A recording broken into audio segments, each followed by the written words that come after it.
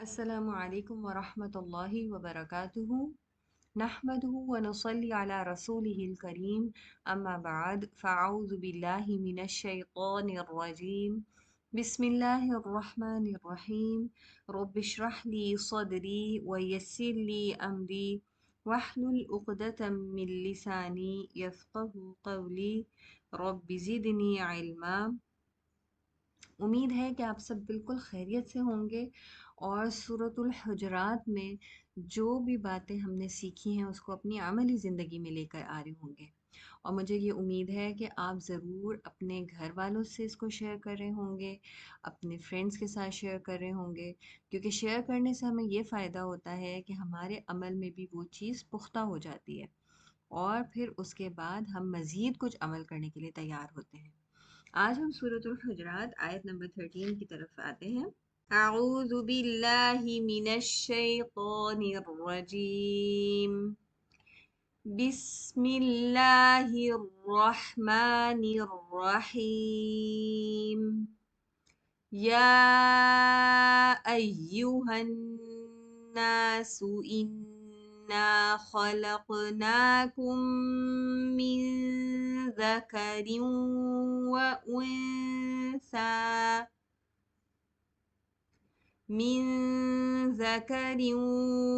وانثى وجعلناكم شعوبا وقبائل لتعارفوا ان اکرمکم عند اللہ اتقاکم ان اللہ علیم خبیر۔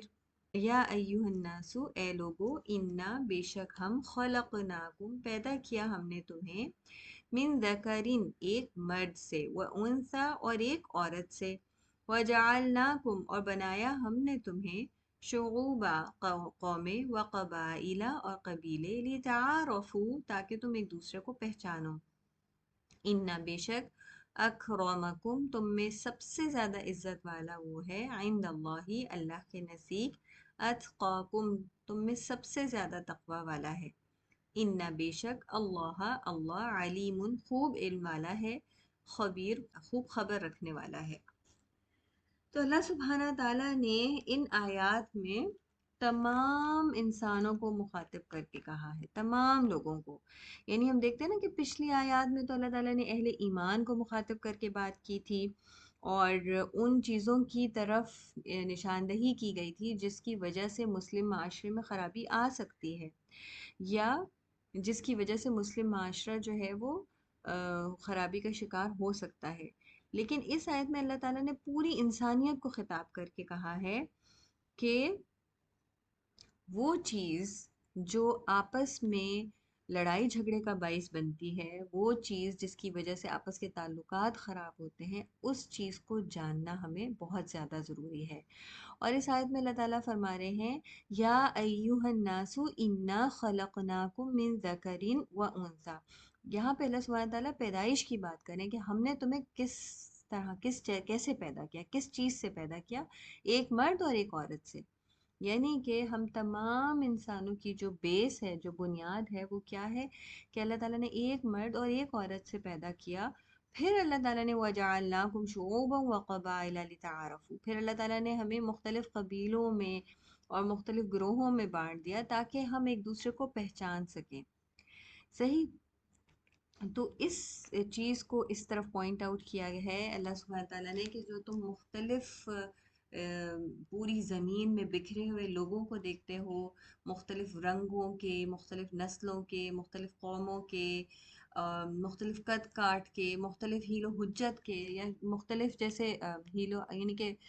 شکل کے، حیت کے،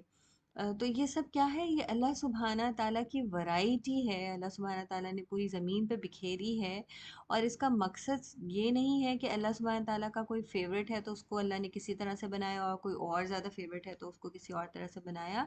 بلکہ یہ ورائٹی اللہ تعالیٰ نے صرف اس لیے رکھی تاکہ ایک دوسرے سے پہچان میں آسانی ہو، ایک دوسرے سے شناخت ہو، ایک دوسرے سے ہم تعارف حاصل کر سکیں۔ لیکن اصل چیز کیا ہے اللہ کے نزدیک؟ ان اکرمکم عند اللہ اتقاکم،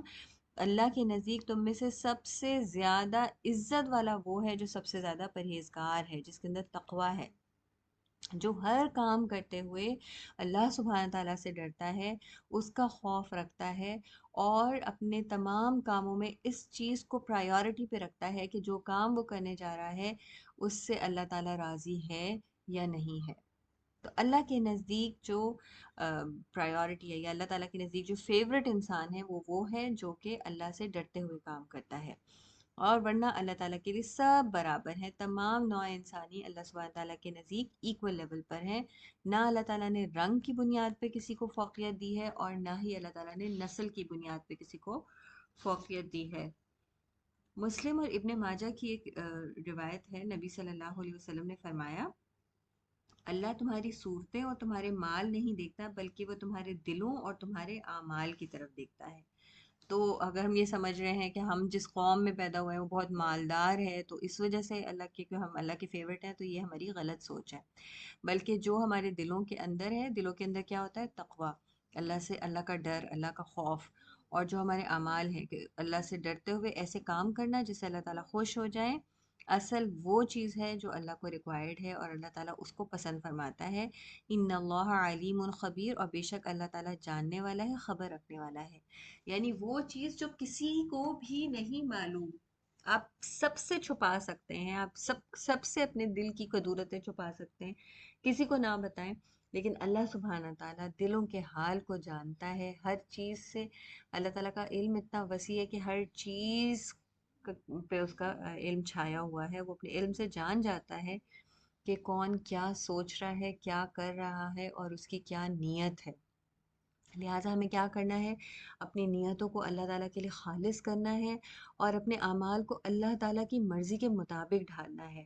اور ہم نے ان چکروں میں نہیں پڑنا کہ میں فلانے خاندان سے ہوں، یا فلانا قبیلے سے ہوں، یا فلانا علاقے سے ہوں، تو میں بہت زیادہ ہی کوئی اچھی چیز ہوں یا عظیم چیز ہوں اللہ تعالیٰ کے نزدیک میں۔ اللہ سبحانہ تعالیٰ ہمیں آپس میں ایک دوسرے سے محبت کرنے والا، ایک دوسرے کا خیال کرنے والا، ایک دوسرے کے لیے خیر خواہ بنائے،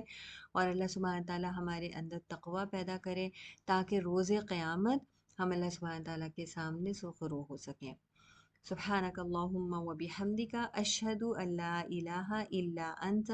استغفرک و اتوب الیک۔ السلام علیکم ورحمۃ اللہ وبرکاتہ۔